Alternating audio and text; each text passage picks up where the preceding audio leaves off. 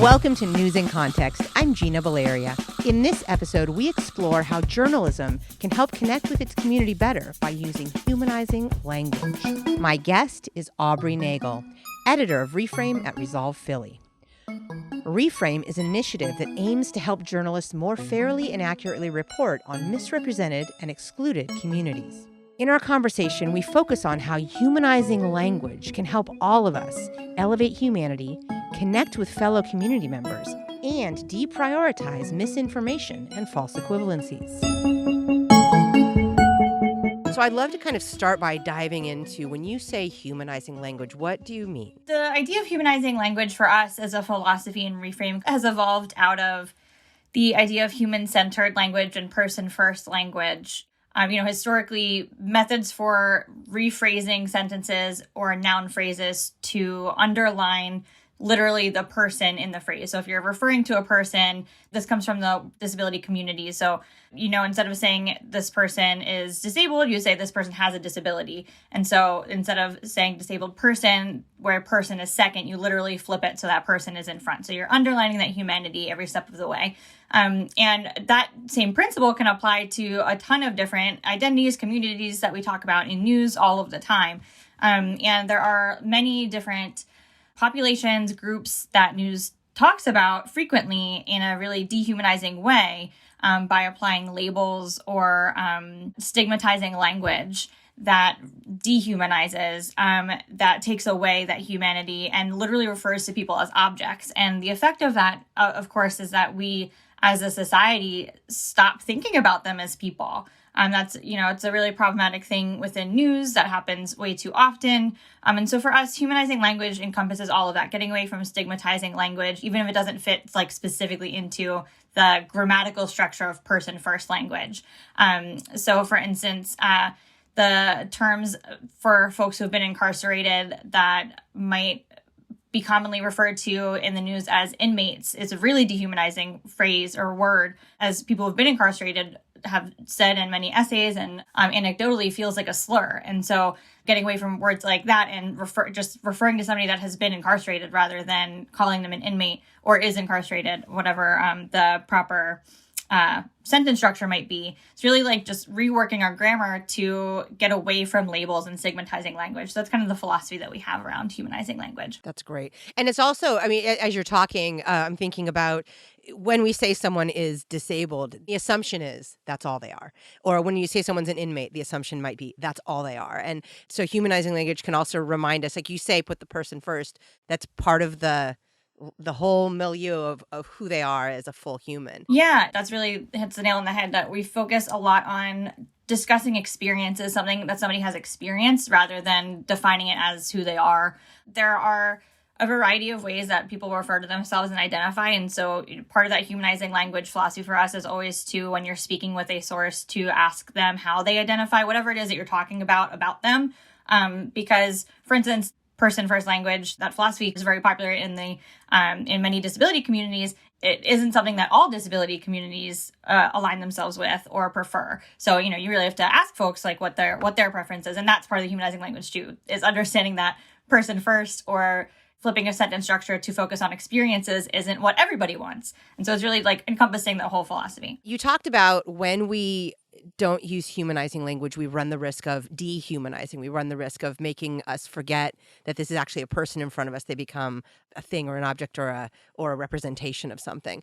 How would you describe the consequences of that in our society when we dehumanize, even when we don't mean to, when we use language that could dehumanize? What are the consequences of that? Where does that lead us? Ooh, yeah, it's a heavy question, because it really leads to a lot of the problems we have in society of not taking care of each other. If we don't think of our populations that have been made most vulnerable by our structures and institutions, that folks are not inherently vulnerable, that they are made vulnerable by the circumstances in which we as a society place them. If we start talking and thinking, and thus thinking about them as not people, it is much easier to dismiss their problems and not take care of them.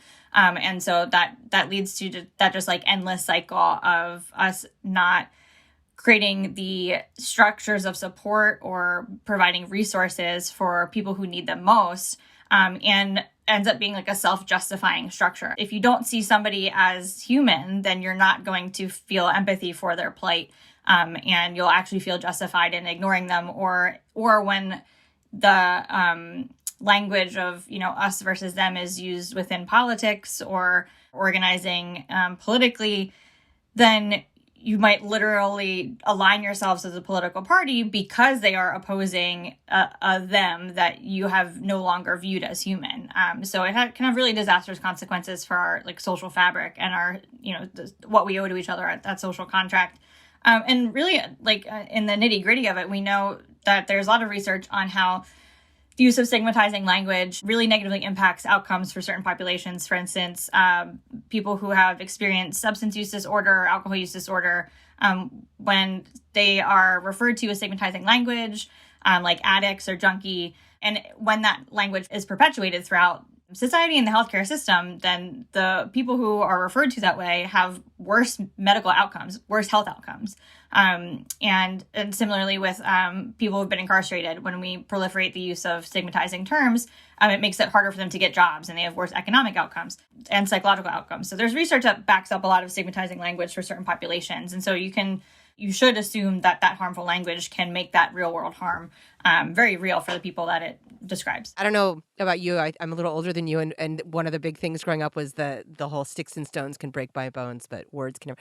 Even as a kid, I was like, well, that had to come from somewhere, because we had to come up with something to protect ourselves, because words actually do hurt, and words do have power. And I think what you're talking about to me gets at a lot of that words can lead to actual structural systemic outcomes. You talked about worse health outcomes for people who've been subjected to stigmatizing language. One of the reasons I do this podcast and want to talk to journalists about language and precision is this idea of the power of words. It's something that we come across a lot in our work with newsrooms, journalists, and just conversations with folks in the industry, that, kind of questioning or defensiveness of oh, this is maybe just semantics, or there's always going to be a new word, or, worries about political correctness. The euphemism treadmill is very real, that, there will always be another word that, falls out of style, for lack of a better word. The nature of language is always changing. And that does not mean, to me, and certainly for our program, does not mean that we should not care about its impact just because the language does change. It certainly has real world impact. Our philosophy and kind of curriculum with Reframe is based around semiotics and literary theory, which the kind that I subscribe to is that structuralism, in which the systemic nature of our society and the language that we use are very intertwined, and that the language not only reflects the communities and societies that we build, but also creates them at the same time. You can't, unlink them. The language that we use does create those realities just as much as it reflects them. And it's hard to, because it's hard to see and it's not as tangible. I understand why some folks might be dismissive, but, we are folks who care about words in journalism, and we have to understand their individual impact as well as their, summary impact. Yeah, absolutely. One thing you brought up, and I'm so glad you said it, because I did want to, is this idea from members of the general public, some journalists themselves, about there's always going to be a new word, as you said, and this whole idea of, well, the stigma is there. If we apply a new word for it, that's just going to take on the stigma as we go. And so I'm wondering if you have anything to say about how you or your organization, or how you've seen that being addressed, like the idea of we have to actually also get at this system, and words are a piece of that. Really, all of our teachings, I keep saying philosophy because it really is kind of just like the way we do all of our work, is centered around this idea that, there is no vocab list that you can have, that we can hand you right now, that will make you say all the right words. That's not how it works. Language is always changing, and different contexts, cultural contexts, make a huge difference. And so what we really focus on are teaching journalists the power of the words, the structure, how power structures are imbued into our articles, into our stories, into our broadcasts, through our language. And so that they understand not only which words are, maybe problematic right now, but why. And so that helps you identify language that might be harmful in the future as well, or language, not just individual words, but, how sentences are structured. A phrase that's been, popularly criticized, of course, is like officer-involved shooting. That's not just one word, of course, and each word individually is not a problem, but the way that they are tied together in the way that they are used to be euphemistic and to cover up police misconduct is the problem. And so we really get at that like structural level to kind of overtake the nature of language always changing. Like we just kind of live in that world of like, it's going to change. So rather than, provide you the fish of a vocabulary list, we're going to teach you how to fish instead. And we do have tools that provide language guidance for here and now. But that's just something we're continually updating with community feedback because we know that's how it goes. That's what we got to do. Yep, that's true. That phrase "officer involved shooting." So I was a journalist and now I'm teaching, and when I talk to my students about those phrases, I also talk about like that's not a phrase a journalist came up with. Like that's a phrase that the police department came up with and puts in the news release, and everybody's got their own point of view. So what's your role here? Your role is to put that together and parse it. So should you be just like extracting that phrase and dropping it into your story, or should you be thinking about what does that mean? And that does take extra cognitive space.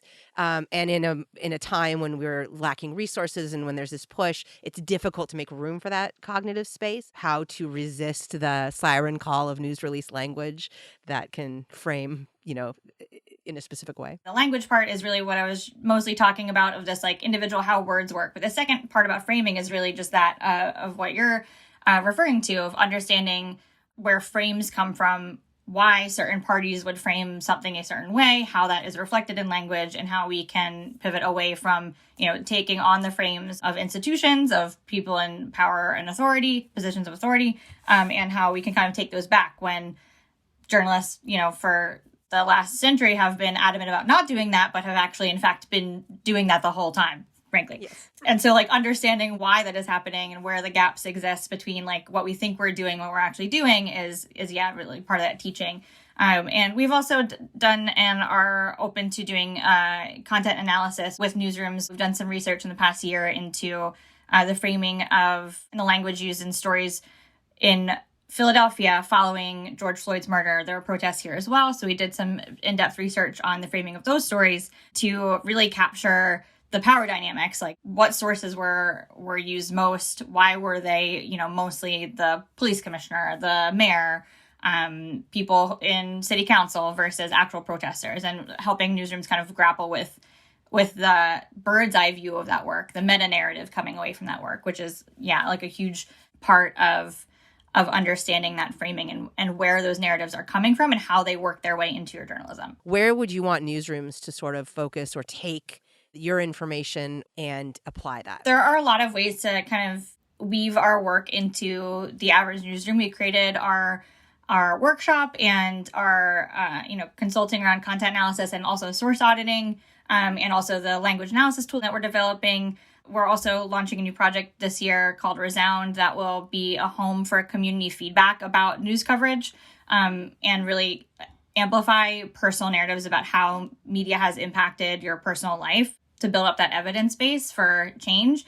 All of these things really hit at different parts of the editorial workflow, which is really how we designed it. You're listening to News in Context. I'm Gina Valeria.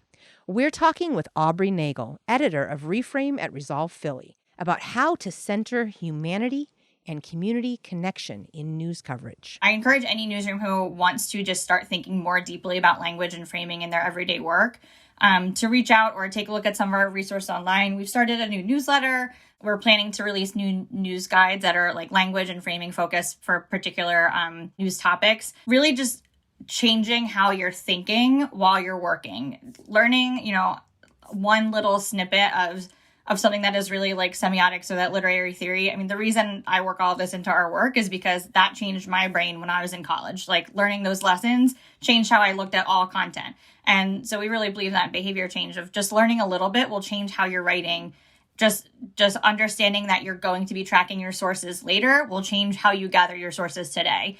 Just knowing that you're going to do a content analysis will make you rethink, am I framing this fairly? Obviously, this is, it's a tall order for journalists to add another thing to their plate and for newsrooms to add another thing to their plate. But that's why, we really want folks to just bring in the work, start thinking and reading about it as much as they can, rather than, perhaps wait for their newsroom to launch a, years long investigation from a third party to like come in and do a huge thing that they just get the results of later, right? Like we want journalists to be involved in this work themselves because we think that is really key to making that behavior change that we're looking for. So yeah, it's definitely like a heady, messy, amorphous space, but we just welcome everybody to kind of join the conversation and start thinking about it with us. When I was a journalist, when I was starting out, I came up in a space where I believed wholeheartedly in, yes, and journalists should be objective and we should be neutral, and how important that is, and our role and our responsibility. And of course, as I've, had experience in news and of course in academia and started to connect with some of these concepts, there is no view from nowhere. There is no, like, I come from somewhere, we all come from somewhere. I remember I was already sort of thinking about these, but on a station I used to work for, there was a story, and I think it was while I was still working there was a story about ad blockers. The lead was businesses are very upset that ad blockers are becoming so popular. And then the whole story was about how do we deal with ad blockers.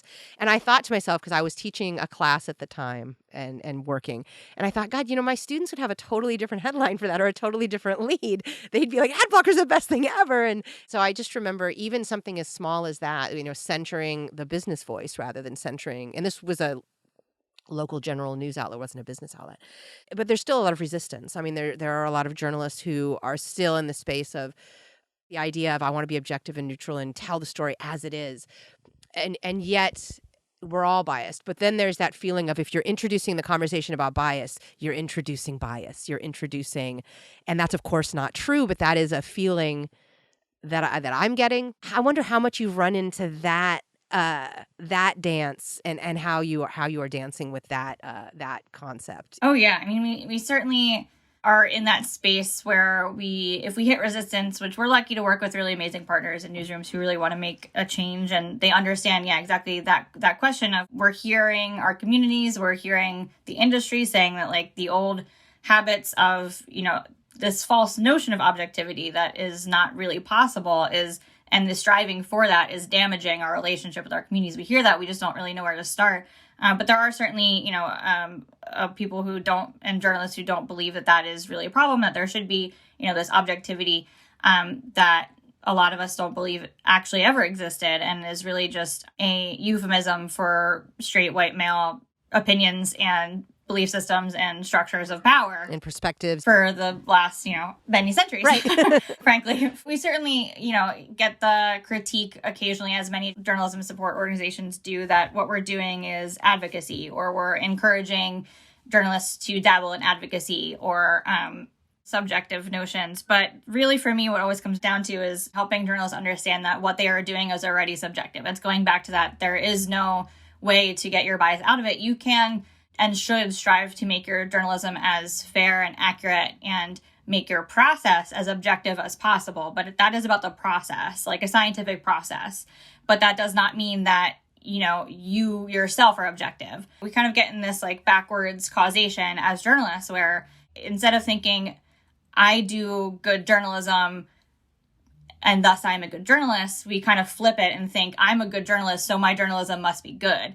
And that isn't always the case if we are being, really ignorant of the communities that we work with and assuming that our view is the objective one, or that, our newspapers or broadcast stations view is the objective one. It's really about like instituting humility along the journalistic process, I think.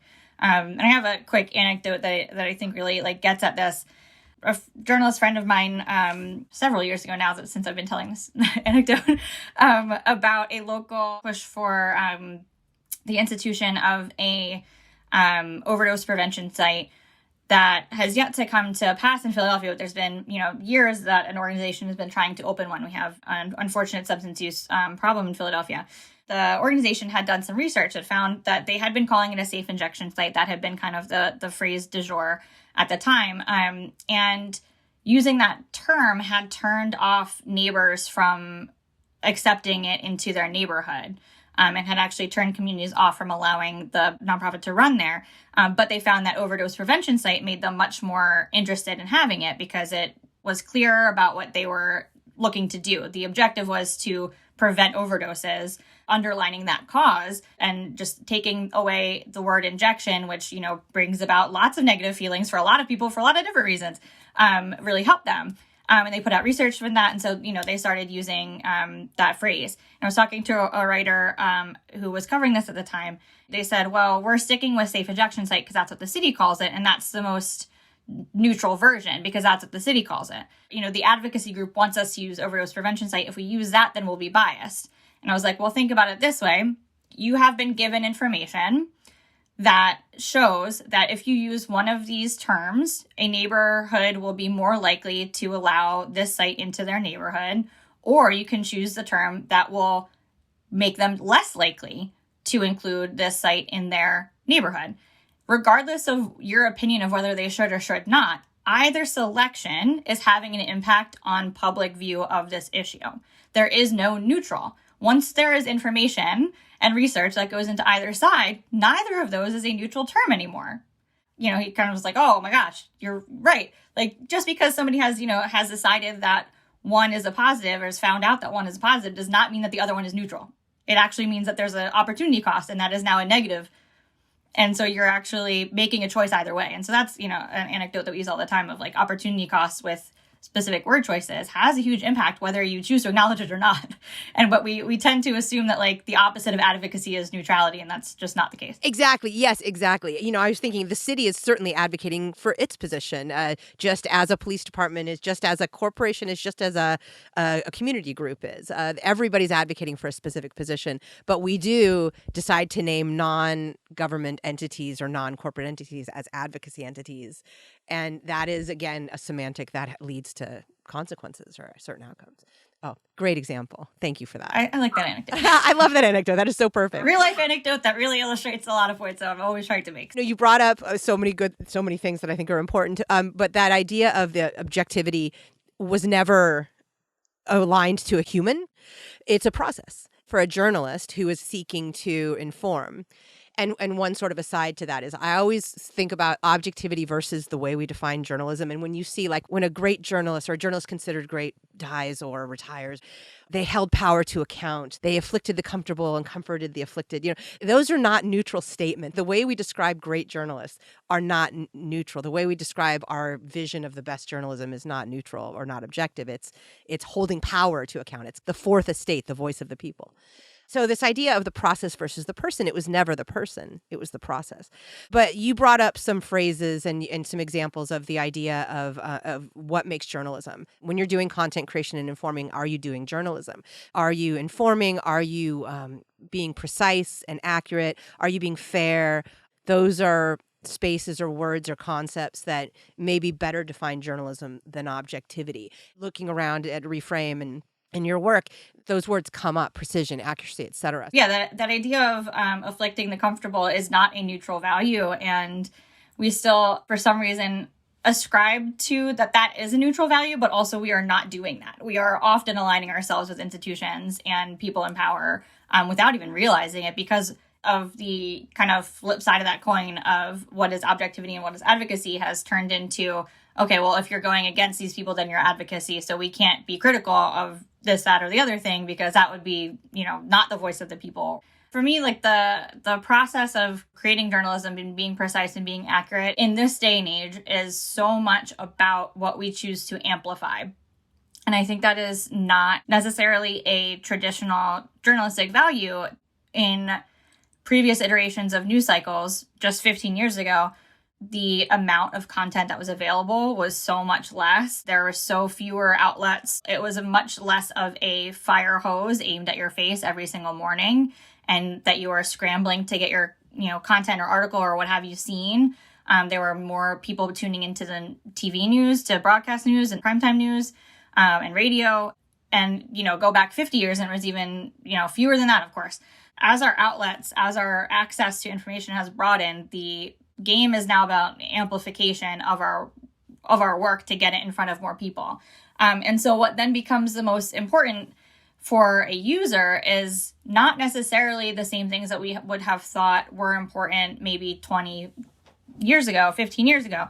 And what I mean by that is if we're still talking about reporting on, for instance, politics as the balance of both parties, of including both parties in the article. And that is objective journalism, and that is balance, and that is fair. And we are ignoring when one party is using that time and that amplification to spread misinformation or to perpetuate lies, then we are no longer understanding the weight of our words and the power of our journalism, because we have sacrificed the actual news value of information, what we hope people will get from the information, civic engagement, understanding of the world around them, being able to tie in their personal lives to the society that they're in, communities that they are part of, and make decisions based on that information.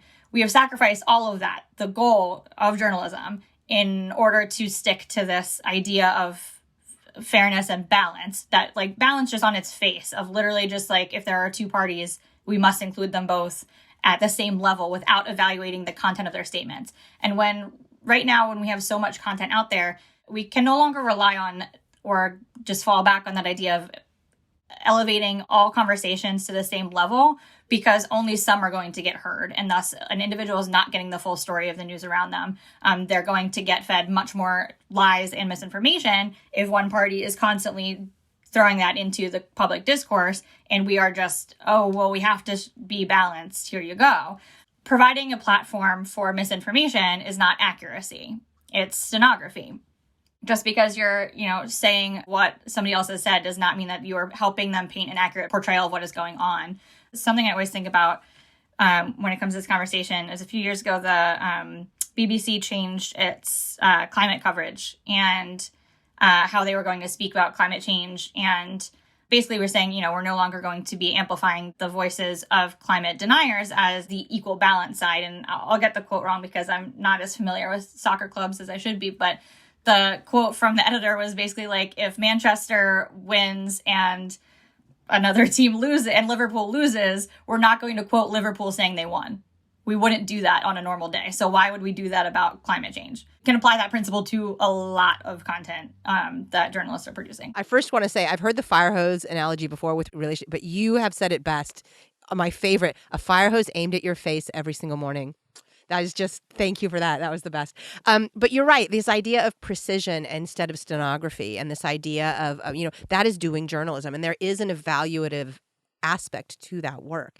We've talked a lot about newsrooms, journalists, newsroom leaders. But I noticed, you're addressing at Reframe systems, individuals, et cetera. What can community members, non-journalists do to help improve the way we think about stories, the way we think about communities and information? There is so much that that community members and audience members, which are, two different populations a lot of the time, can do. True. Good point. Try to reach out to the journalists in your area as much as possible to provide feedback, and emailing journalists to give them feedback on their work. There's a woeful gap between what journalists know about the journalistic process versus what people who are not in journalism know about the journalistic process. And we as an industry do not do a good job of educating people about what that looks like. And so I do think it's on journalists to bring that to the table, to explain to the sources they're using how their words will be used, and to let them know when the story is published, and to understand that, your quotes might not end up in the story. That's, a complaint that we hear all the time of why wasn't I included? There's so many mysteries there. But if you do, happen to be in the position of a source, to ask as many questions as you have of the reporter, of not only how your words will be used, and, what different terms like on and off the record mean and those things, but also about the topic. If they're researching it, you're having a conversation. This is a two-way street. It doesn't have to be a one-way. Thank you to my guest, Aubrey Nagle, editor of Reframe at Resolve Philly. You can find out more about Reframe and all the services it offers at reframe.resolvephilly.org or on Twitter at Reframe News. Music in this episode includes Spring Fling by Track Tribe and The Heist by Silent Partner. In addition to hearing News in Context every Friday at 8:30 a.m. and 6:30 p.m. on KSFP 102.5 in San Francisco, you can hear it on Spotify, Stitcher, Apple Podcasts, iHeartMedia, Google Play, Google Podcasts, Podbean, YouTube, and PRX. We're also on Facebook and Twitter at News in Context SF and on Instagram at News in Context. And you can find links to all of that at newsincontext.net. I'm Gina Valeria. Thank you for listening.